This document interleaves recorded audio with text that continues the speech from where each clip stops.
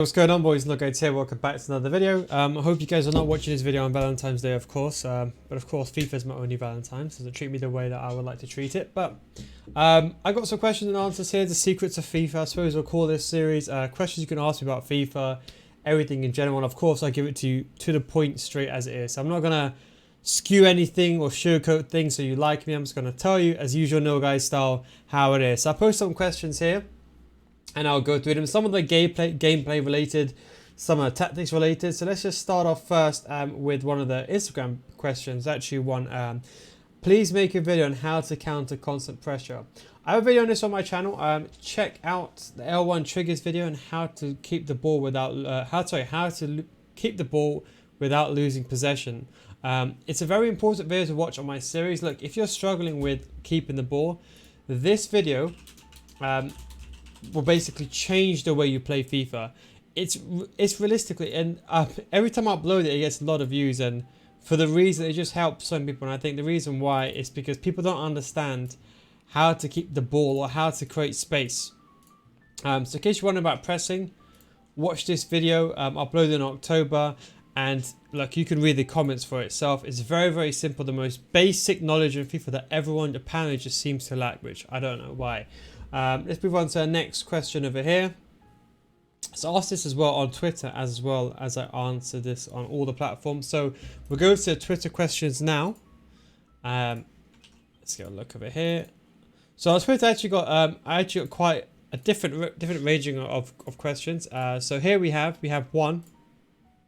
We're not going to do the two reviews though. How to counter teams that constantly run 4-4 full pressure. I mean, not that I uploaded that video. Came across those lot in a weekend league. Okay, so it's kind of the same thing with last time. Another thing I would tell you is you have to learn how to use L1 triggers. I know a lot of people say they know how to use it, but I use an L1 trigger before the ball arrives to my feet. And you see, the best way to alleviate pressure compared to what people think is to push players away from you. So that's why I use slow build-up play and L1 triggers. In fact, using slow build-up play has changed a lot of people's gameplay because it forced them to make acute decisions and allows them to say, okay, you know what, this player is coming close towards me, I can pass the ball to them and I can get away with it. Otherwise, if you've got a fast build-up play, people are going to be running forward, you're not going to be able to pass the ball to them. So it's very important that you have slow build-up play, I would say, for that. And the second thing is L1 triggers. You can also use the player lock. The player lock feature is actually very good because when people are pressing you, if you can choose a left wing or right wing, run down the wing and then do a through ball, it would probably make the biggest of difference. And one thing I'll finally say on that is do not use a narrow formation. Don't use like a 4-1-2-1-2 when you're getting pressure. It seems logical because you have players that are close by and that can pass the ball to you, but it doesn't really work like that. With the lack of wingers, it really does change the game style. We've got a few also on Discord. A couple of questions over here. Many questions, should I say, rather. So there's actually some interesting question. I wonder if I can just show you, because this is actually on my Discord. I wonder if I can show you this. Hang on. I'll have to set up, wouldn't I? Okay, so when it comes to this, so we've got a couple of questions here. So one asks how to play against people that park the bus. Again, I think the first time fake shot is your only savior against people that park the bus. It's extremely hard, but the best bet is a left stick dribble. Learn left stick dribbling. It's the most problems with FIFA. Look, you can use skill moves if you want to, but left stick dribbling is more than what you need to beat park the bus. The problem isn't really park the bus per se, it's the AI defensive animations that make park the bus even more effective. For that, there is literally no solution. If you're talking about on a very serious level, you can use a shot cancel. But by that time next year, I think there'll be a patch. So don't overuse that too much, but you can use a shot cancel if you want to. But to be honest, left stick dribbling is the best because you bait someone one way and you go the other way. If he doesn't go the other way, then you just shoot towards goal. If you can try to get that green time shot, it's going to make all the difference. Another question we have is, why do players with 99 sprint speed and acceleration get caught from behind by defenders with less speed and acceleration? Tips to keep the ball away from an impossibly fast defender with long dribble. Okay, it's actually a massive myth. Yes, it's a massive myth. I'll try to see if I've got a... Let me see what clip this is. What clip is this? I don't know what this is. Okay, let's show you an example. Okay, so let's say, for example, you have the ball, okay? Now, in this situation, I'm actually going to annotate this for you to make it a bit easier. This is the, for some reason, people keep asking me the same question, even though I explained it. I can only presume they haven't watched the video on this, okay? It's mathematics, okay? Basic maths, okay? It's the same as player reviews. Look, I'm going to start doing player reviews. Tell me what your thoughts are on this. But I'm not going to sit there and play 10 games and pass the ball to the player and be like, this player can pass. Player reviews, you can tell by the stats 99% of the time if the player is good or not. There's a few 1% exception where he might have a unique body type, etc., etc. But even then, you won't notice that much difference. Like if someone's 6'9" with unique body type, they're still going to feel clunky on the ball. There's only a small certain things like, you know, for example, how players move and stuff like that. But I genuinely feel you need to play like 60 to 100 games before you know that. But anyway, going back to this. If this player has 90, let's say that's not Walker, let's say it's Ruben Diaz. Let's say, for example, he has 80 sprint speed, okay? Just for example, we're going to say 80 sprint speed, 80 acceleration. Can't even do an 8. And let's say this player is 99 sprint speed, 90 acceleration. Now, if, for example, you are both trying to run to this angle over there, the player in yellow will win every single time. Because the distance from here to here, it's shorter than this to this. It's like kind of like I was thinking of an example. I was going to say Dijkstra's theory. It's probably not the best. That's not completely the wrong thing. But the path to point A, the easiest way is for him just to go down, where you have to go kind of diagonally, and therefore you got further to run. And also, if you're coming, let's say for example, even if you're running like this, okay. Let's say for example, we're going to cancel this. Let's say ignore all the players on the pitch. Let's say for example, there's a player there. Let's say there's a player there. Let's say that's the player A with the ball. And then there's another player. Let's say player B over there. And let's say over there. If the through ball comes along, 9 times out of 10, the player B will always win the ball. Player A cannot win the ball because he's further away. It's all about angles. So if someone is shorter and they cut the ball off, like even if you have 9, even this guy has 50 sprint speed, okay? If you run over there, he's still going to catch up because he only has to move a couple of feet. Even if he's right over there, he will still get to this position faster because he will defend the angle towards goal. You have to go on the outside and thus you're taking the longer route. And also, well, that's just basic. That's just the basic logic behind it. When you add into the fact that the player with the ball carrier runs slower than a player who's a defender, it just makes it even worse. So the logic is, even if you're over there, and let's say there's a defender over there, and the through ball comes and it lands over here, he will get the ball 9 times out of 10, regardless. Doesn't matter how fast this player is, if that player's got a closer angle in geometry terms, he's always going to get the ball. And that is why I say to you, it's important to have a pacey player that's a defender. Not for the situations where your defender's in front, but if your defender's in line with your attacker, then the attacker will win the ball. So when you're making a through ball, don't make a through ball when your attack is here. Make a through ball when your attack is there in line. And that way you guarantee the ball goes to the attacker first. But even then, that player is still going to recover anyway. So that's something I just wanted to mention because it's an age-old question that people always get confused about it, saying, oh my god, I got Harry Maguire, 50 pace. Yeah, if it's like an even battle and you're both in the same position, you'd win. But most time defenders are going to be a bit more further back and you're going to be over here. So when you run onto the ball, he will meet the ball quicker. And even if he doesn't meet the ball, remember I've always told you when you're defending, even if you can't, let's say the ball is over there and you're running, and let's say your opponent is running, and let's say he's already over there. If you're over here, are you going to run to the ball if you're over here? No, you're not. You're going to run to where the ball is going to be. So you'll still get to the ball first no matter what. But that is, of course, in an uneven playing field. Another question is, even a player with 99 pace to the card is a hunter, why a smaller player with 99 pace easy to blow by? A player that's a bit shorter has got better agility and balance, so they can maneuver quickly, in theory. But it also takes into account, you know, sometimes someone who's taller is faster because they take longer strides and they push the ball further along. Because normally shorter players got better agility and balance, so they keep the ball. They take more touches even when they're running compared to someone who's taller. So maybe you can argue sometimes a taller player is quicker, but this player is more agile. I mean, it's not really a scientific. Well, it's technically a scientific theory in theory, but it's not really proven. But it's just basic. You can understand that just from running in a straight line. Anyone have trouble playing with Harry Kane? I feel like I wasted $1 million coin, $500,000 on him. Yes, everyone wasted $500,000 on Harry Kane. Yes, Harry Kane would be a good player, but he's not going to be the fantastic player in the game as you think he would be, because why would he be? What's the most important thing I've always told you guys? Agility and balance. If the guy hasn't got agility and balance, the guy's going to feel clunky. Now, it looks like he's got good agility and balance, but it's offset by his very, very high extreme height. So even though he's got a unique body type, 6'2", with only, if he had 90s, let's say mid 90s, it would be a different situation. But the fact acceleration is so slow, and the fact that he's 6'2", he's gonna feel clunky. It's natural, and that's why I say to everyone, when I choose meta players, there's a reason why you see the same consistent players in my squad. You know, if I really wanted to, I could just make a video with meta squad builders with these random players that no one's ever heard for, and just start raking in, because I'll just be laughing and uploading these videos every day. But the truth is, the same video, the same players come each time. People say, oh my god, no, use the same guy again. You click off the video. Why? Because I'm not going to give you a guy that's going to feel clunky and use him. That's for some other YouTubers out there that want to create content for fun or whatever.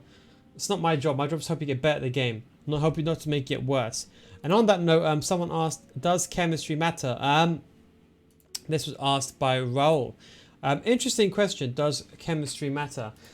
It doesn't, to some extent. It does and it doesn't. And what I mean by that is, let me see if I got a good example here.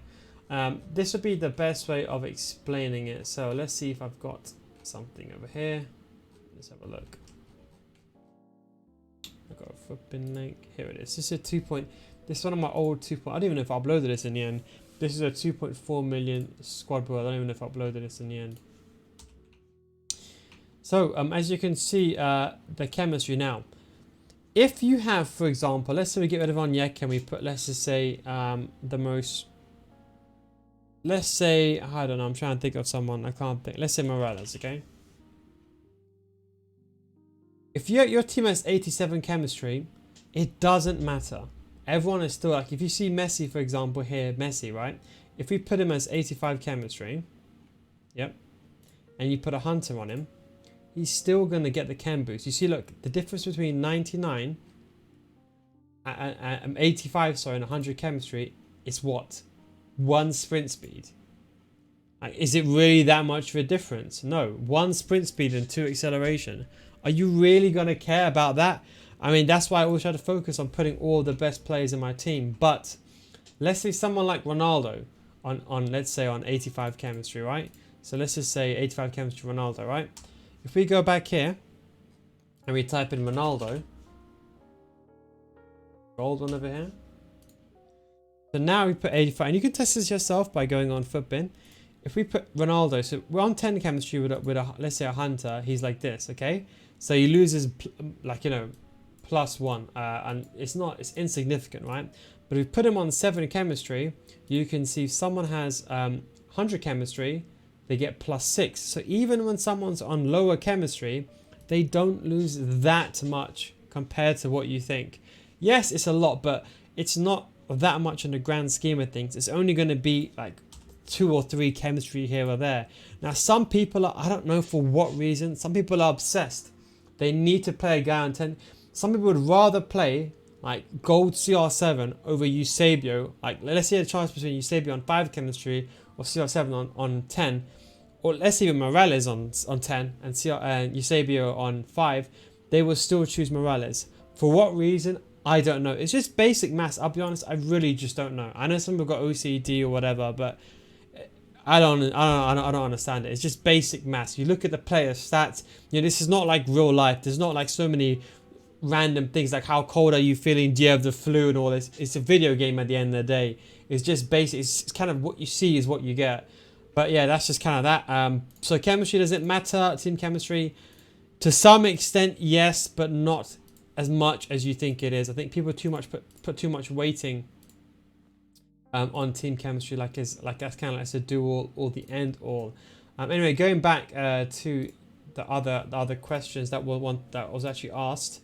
How do we score on new gen, and why did you give up trying to find ways to score because of how bad gameplay is? This is from Nightfly. So I didn't. Scoring on new gen, old gen is exactly the same. It's green time shots. You can argue the The defensive AI is a bit more powerful on new gen. Therefore, they got higher chance of saving a shot which is in front of them. But in terms of shooting towards the goal, the green time shot across goal is probably the best place.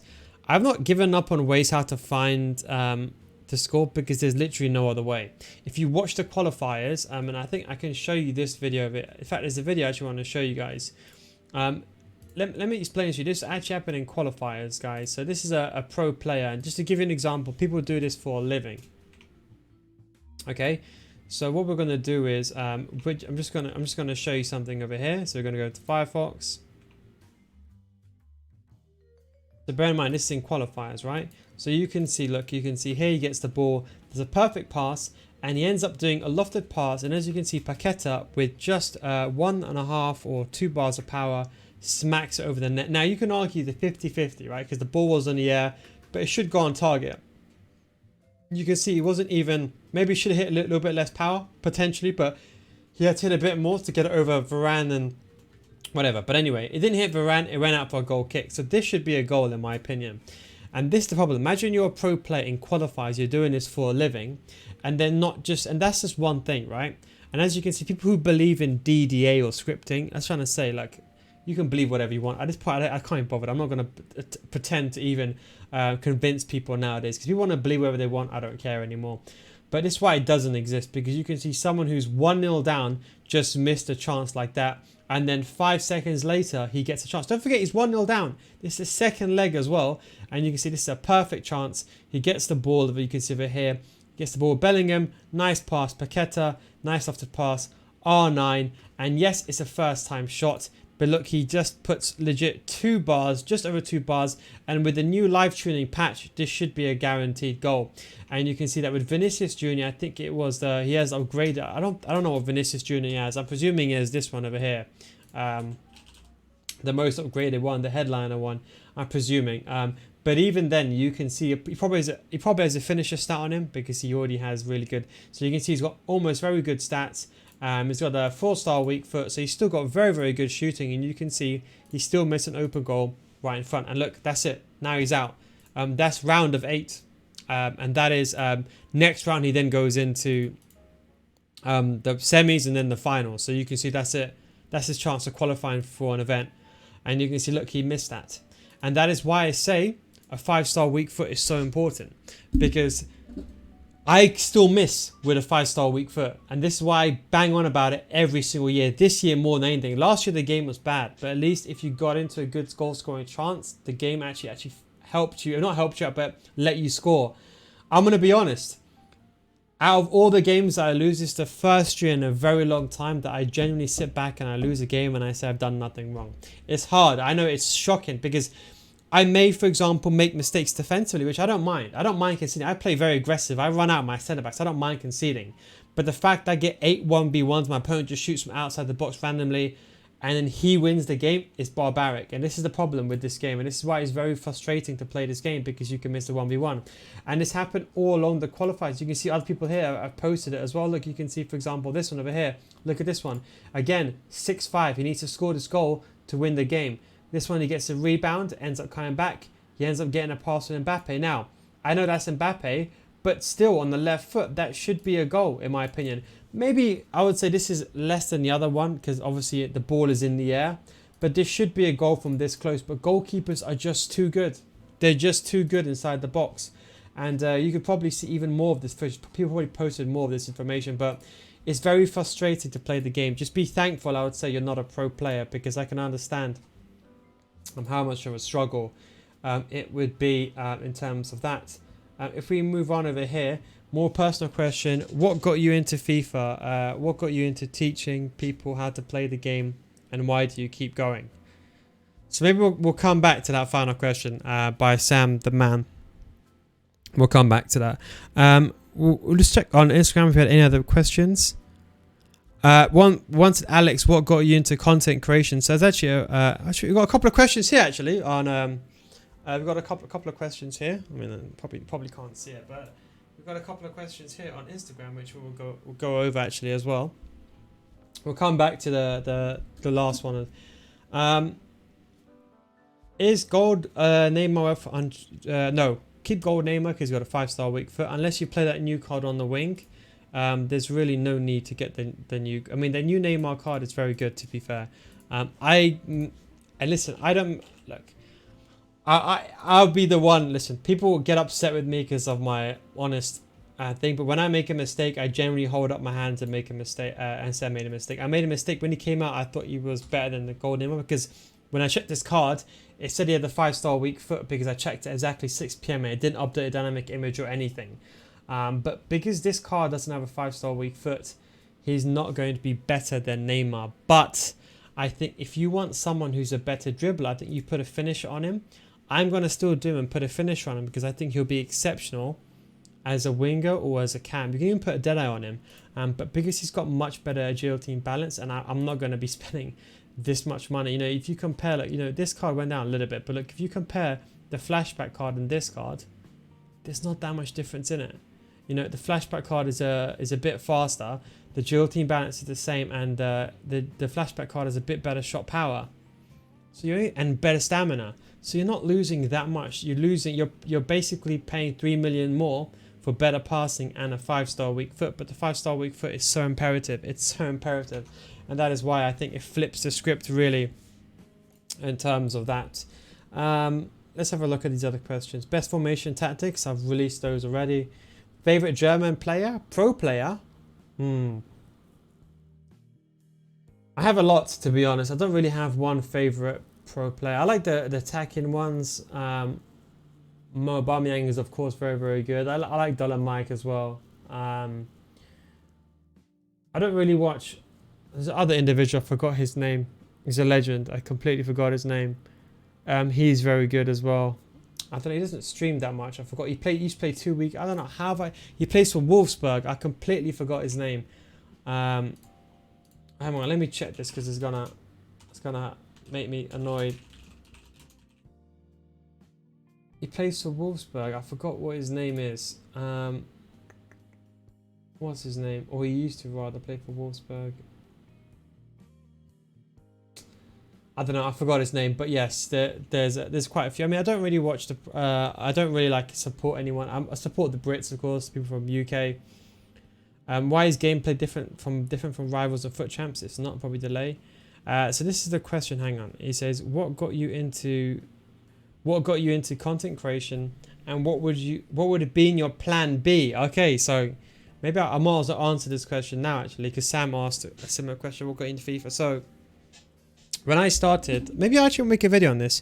I might make a YouTube channel, for example, how to grow a YouTube channel, because I think the way I didn't do it by luck. I didn't wake up one day and one video went viral. I did it by making some of the best tutorials, or in my opinion, some of the best tutorials, and almost doing better than that's where I took it. It's a very high barrier to entry, but you know, once you make good content, people will come. Because I looked at all the don't think I just made a video and just got into it. No, I looked at all the competition. I made a YouTube video, and I made sure that my videos were way better than everyone else's. If you go back and watch some of my first videos and compare it to other people in the community, nowadays you have new people coming in, people that have come after me, for example, and kind of done my but there wasn't really a kind of a guy that would analyze the gameplay. There was a few, but they weren't really mainstream. You're like a couple of 1,000 subs. So I kind of went about that way. So what got me into content? I actually was YouTube from day one. I had 10k subs back in 2007. I started on Meta Cafe, a website before YouTube, and I used to watch football highlights because I never had Sky Sports on there. And then I used to went to YouTube and I made YouTube videos. I had 10k subs back in 2007, and I knew it was the future. I remember I was watching. There's this. I don't know if they still exist anymore. I know they broke up, but there was this thing called CTFXC. Some of you guys, they were vloggers basically. I think he remarried in the end, but anyway, his YouTube channel was called Internet Killed Television, and it was an important name because at that point I knew that the internet, the way it was, I was very entrepreneurial anyway, and I always knew that because everything was on demand, it will eventually kill television. So I knew that the career would be there. Everyone else disagreed with me, like my parents advised me the wrong way, which I kind of regret, and I left YouTube. I came back, I was on and off for many years, came back in 2009, and my channel got deleted. This is when, you know, when the music thing came along, remember the soundscape days, my channel got deleted. But one of the first videos I ever made was a tutorial. I did tech tutorials, and I'm not going to say what tutorials I did, but let's say my videos got deleted, let's just say that. But what happened was, back in the day, when I made tutorials, people used to upload video links to Mega Upload. And what I did basically is I made a Pixar website, yeah? And this all, it cost me nothing. I went on Pixar, because Pixar used to be like a website. I don't know if it exists anymore, but you used to make websites on a site called Pixar. And you can make your own website and stuff. So what I did is, I realized that that people were just losing, or should I say, not people were losing, is more of what happened was the Mega Uploads used to get deleted. So what happened was I made a Pixar website, linked that in my YouTube channel, and then I used to re-upload the links to the Pixar website. And then that way, so my YouTube name was the same as my Pixar website, so everyone knew. And that's why when I made NealGuides, the first thing I did is I made sure my name was on the same on every platform. It's a big mistake with branding, because a lot of people, when they make a YouTube channel, their name is like, let's say Neal FIFA. What if I don't want to do FIFA anymore? With NealGuides, I can go into anything. I could just call it Neal in the end. But people, for example, they spell my name wrong. Jam people say to me Neil, and if people can't spell full-word letter wrong. So anyway, the point I'm trying to say is, I wouldn't say I was ahead of competition, but I always looked at ways to innovate and be ahead of competition. Does that make sense? So, and that's why that YouTube channel got one. I made a mistake and I deleted another one. I was 20k subs, which is 20k subs is like kind of like those are like kind of like a 500k to a million nowadays, in my opinion. So such regrets. And then when I started again, I was ill, and then I said to myself, you know, I've always been good at FIFA. I made FIFA YouTube videos back in the day. I said, let's give it one more try. And again, did the same thing. I broke the market, I suppose you can say. Like I wanted to put eye trackers in, all this kind of stuff, next level stuff. Like, you know, I was one of the first pioneers of eye trackers in tutorials. I wanted to do it earlier, but I never had the resources, because obviously an eye tracker costs £200. And you, like a student, you just finished university, £200, like what you can live on for 1 month. So I had loads of plans, but I just didn't reach there and didn't get there quick enough, is what I regret. So that's kind of the way that I did it. And I always made sure, like, you know, I was ahead. You know, when I made, like, even if you go back on my YouTube channel, you know what, maybe I will, one day I would make a video on how I basically went and did it. But if you look at some of my oldest videos, let's say, for example, some of them, they're not even on there. But like, if you see the crop camera, for example, right? This is in 2018, for example. You can see I annotated everything, explained, for example, why the crop camera angle is better, how you can see more. And there wasn't really that much type of tutorials in those days. And then, for example, if you look at some of the most popular videos, I mean, obviously I did a 15k team, just to show that anyone can play basic FIFA. I don't know why I'm rambling on about this anyway, but let's go back. Let's go to my most popular. But if you see like my most popular 4231 video, the million videos, and I made sure this was like, I remember when I got this, I made sure I tried to make like Sky Sports Monday Night Football inspired. People laughed at me in the beginning, and then I did all this, went for the graphics, but obviously, you know, that's very high. Look back at it now, maybe I shouldn't have done it that high quality, because to maintain a high quality and to like do what I do, it's impossible. That's why no one does it. That's what I realized in the end. But make sure you create a good barrier, you get your name out there, and that's the thing. So now my name is, you know, I said I haven't got the kids market. Most of my audience are older, but yeah, maybe I might do a series on how to start a YouTube channel. And what's my plan B? I got a degree in CS, so I said to myself, I give myself 1 year.